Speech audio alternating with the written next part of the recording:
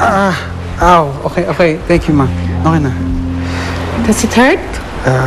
Konti lang kasi pag mali yung kilos ko, sumasakit. Pero kaya ko na to. Thank you. Parang hindi ko yata nakikita yung babaeng dinadala mo sa Batangas.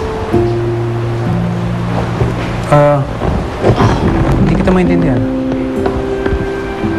Don't deny it. Alam ko naman kung bakit ka pumupunta sa Batangas eh.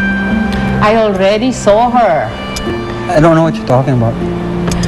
Honey, don't play dumb. It's okay with me. In fact, I already met her in the hospital, but I'd like to meet her once more formally. Talaga? I would love to bring her. That's very thoughtful of you, Mother. Thank you. Careful. Sorry, yeah. Ano? Sigurado ka? May boyfriend na si Maita? Oo. Siya mismo nagsabi sa akin na sila na ni Mark.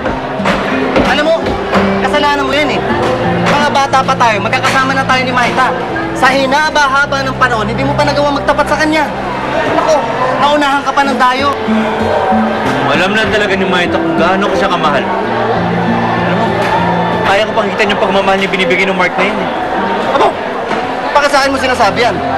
Ako ba si Maita? Bagal. Teka lang. Gusto ako makita ng mami mo? Gusto niya ako makilala? Yes, nakita ka doon niya sa ospital. Teka lang, parang wala naman ako naaalala na nakita kong babae.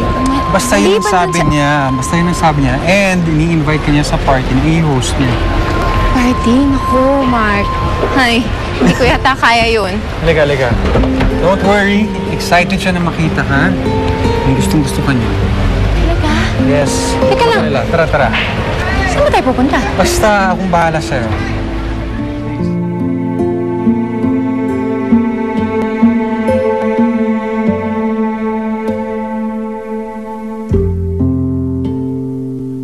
Wow. Great. I am so happy that you could make it. Mother, this is Maita, my girlfriend.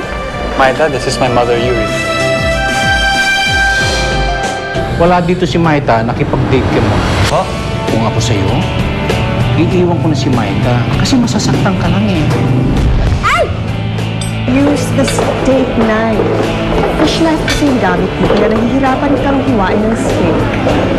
Mukhang hindi ka tinuruan ni Lea Vidang gumamit ng kubiertos.